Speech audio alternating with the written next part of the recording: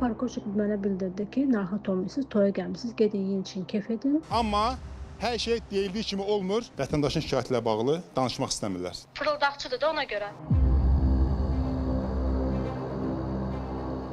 Vətəndaş iddia edir ki, bir müddət əvvəl Millennium Şadlıq Sarayına toya gəlir və burada olan restoran əməkdaşı ona ərazidə avtomobil saxlamağın mümkün olduğunu və buna görə cərimə olunmayacağını deyir və o da bu sözdən sonra avtomobilini saxlayıb Şadlıq Sarayına daxil olur. Amma hər şey deyildiyi kimi olmur. Əylənməyə gəldiyi toyda keyfi pozulur və ona bildiriş gəlir ki, cərimə olundun. 80 manat 2 bal.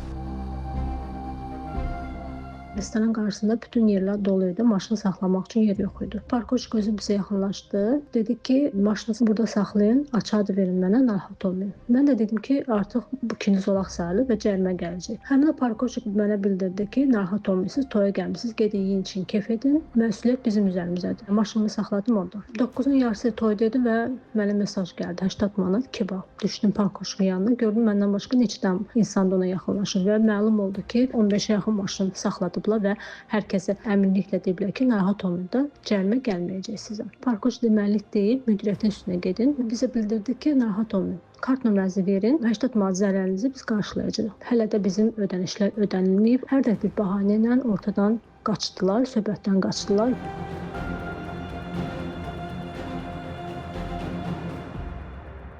Vətəndaş olub, toya gəlib, sizin o əməkdaş deyib ki, burada maşın saxlamaq olar, el yanına gəlir olar. Elə olmuyor, yox. Necə olubsa o bizə izah edə bilərsiniz? Çöldə olub da, yəni o bizə O sizin əməkdaşdır da. Axı restoran nümayəndəsinin bəs niyə ona deyib ki, narahat olmayın, ödəniş biz eləyəcəyik. Əlaqə saxlaya bilərik həmin xanımla bu seansı?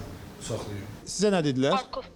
Dedilər ki, kart nömrəsi qoyun, səhər hamımıza ödəniş olunur. Ora administrator hündür bıraq adını demirlər ki, gizlədirlər. Orada bir neçə nəfər var. Biri toy yazan idi, biri administrator idi, hündür oğlandı, kostyumlu. Bizdə də deyir, heç kim deyir, yaxınlaşıb onlara. Elə bir söz deməyib ki, ödəniş eləyəcəyik. O sözsə kimdir, bir dənə verin. Cəlal bəy var burada, administrator Hə, verin o Cəlal bəy, verin.